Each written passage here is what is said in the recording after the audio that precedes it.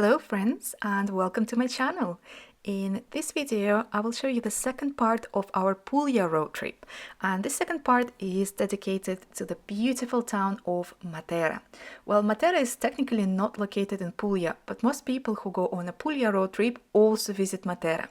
It's located just on the border with Puglia, but it's located in a province called Basilicata. Matera is actually not a very small city. We thought it's tiny, but it actually has quite a big part outside the old city center. There are roads you can drive and leave your car outside the city center, but the old town that is full of sassi is car-free, of course. And most likely, if you want to stay in a nice hotel and have a wonderful experience, a very unique experience, because most of the hotels in the old town are located in former caves, so the caves were converted into rooms, but it comes at a price because you won't be able to bring a large bag unless you want to carry it all around the town and climb countless stairs. And oh my, there are many stairs here.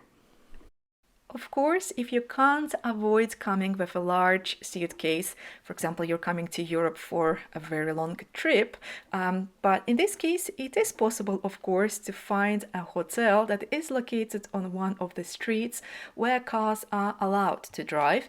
Cars are only for residents, you can't come there by a rental car, but a taxi might be able to drive and drop you straight at the hotel. You might be able to find some hotels by just looking at the map, or you might message the hotels directly and ask whether they have taxi access or not. The hotel where we stayed is called Locanda San Martino Terme, and it was a very beautiful cave hotel with stunning views. It was on a pricier side, but not as expensive as some other hotels we've seen in Matera. And our view was spectacular. We also had access to a beautiful terrace and just enjoyed stunning sunset there. But what was even more impressive, that it had access to a cave spa, and it was probably the most unique spa I've ever been to. I've never seen anything like that. I know there is a cave spa in London called Aire, but I'm not sure it's similar or not. At least on the pictures it didn't look similar. You still need to pay to enter the spa though, even if you're staying at the hotel, which was a little bit surprising. So I think we paid something like 50 euros. It wasn't cheap, it was 25 euros per person, but the experience was wonderful. There were multiple pools and there was a spa, a sauna, a steam room. Everything was great, and we spent maybe around 1.5 or 2 hours just enjoying the spa. It's worth mentioning that it is quite small, and you can also, as you can imagine, visit it if you're not staying at the hotel, but it might be worth checking whether you need to make a booking in advance to book your slot, because they don't want the spa to be too crowded. After the spa, we went for a walk around Matera's old town, and I filmed a little time lapse.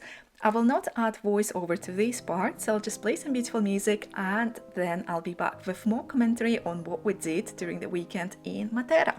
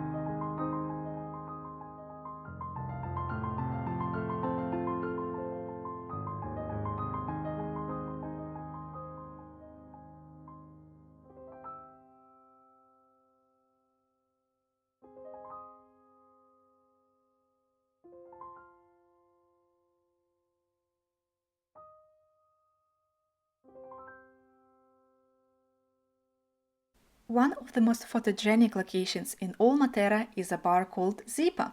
Surprisingly, we didn't need to book it, and there were lots of places, even though we had to stay in the queue for about 10 minutes, but we were seated promptly and were able to enjoy the cocktails, which were really, really good. Surprisingly, we didn't expect them to be so good, so I definitely recommend this place, and it's especially popular for sunset. But for the actual sunset, we went back to the hotel. So that's the view from the terrace of our hotel. Honestly, it was magical. I think we stayed for about 30 minutes on the terrace, just waiting for the sun to go down. Even though it wasn't sunny that day, I can only imagine how beautiful the sunset must have been if it was sunny, it wasn't cloudy that day. But even though it was cloudy, it still looked gorgeous. After the sunset, we went for a walk to some of the main commercial streets of the old town. There are a couple, and lots of the shops and clothing stores were still open, so we were able to visit some of them. They saw some really, really nice things. And then we headed to a restaurant called Oi Marie, or Oi Mari, I'm not sure how to pronounce it. It was so beautiful inside, and the prices were a little bit on a higher end, but actually, because of the fact that it started raining, actually started pouring, we didn't have a reservation and all the restaurants became suddenly really full. That was the one that had availability, so we were able to have dinner there, and everything was actually really delicious, especially this pasta. The only downside is that it actually took us over 2 hours to finish dinner there, even though we didn't ask for too much food. But by the time we finished dinner, it already stopped raining, so we went for a little walk around the old town again.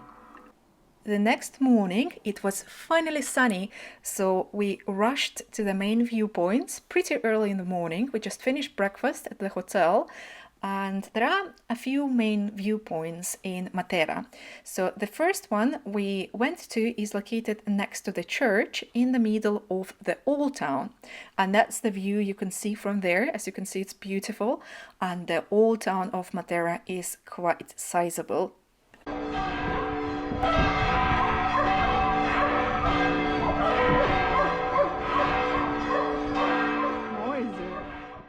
So why is Matera so unique? Well, first of all, it's actually one of the oldest towns in the entire world. People have been living here for 3,000 years non-stop, and there are actually some signs that indicate settlements here that are at least 12,000 years old. Because Matera is so old, it was occupied by Greeks, Romans, Longobards, Byzantines, Saracens, Swabians, Angevins, Aragonese, and Bourbons. And while now Matera is one of the most touristy places in Italy, and it's definitely visited by lots of tourists, and it's getting a lot of investment, you can see lots of hotels in the Sassi being rebuilt, and just lots of Sassi, which are the caves of Matera, being renovated. It wasn't always the case. Before 1950s, it was actually one of the poorest places in the entire Italy, and people were living in inhuman conditions. The conditions were so bad that in 1950s, the government of Italy actually forcefully relocated people from the caves to the more modern part of Matera that surrounds the city. The plan was almost to demolish all the caves, but a group of local enthusiasts rebelled against this destruction of some of the most unique city center of all Italy, and eventually it became a UNESCO heritage site, and that drove significant investment. The first cave hotel opened in 1990s, and many more hotels followed afterwards. Now more and more hotels are opening in the caves, which is wonderful. Can you imagine for a second that this gorgeous city could have been lost? I can't imagine that, honestly. This city is so gorgeous. And lots of people, including us, only found out about Matera because of one of the recent James Bond movies where it was prominently featured. I just saw this magical city and I had to visit it. And it was definitely worth it. I hope you guys enjoyed the video, and if you did, please give a thumbs up, and hope to see you in the final part of the videos about Puglia.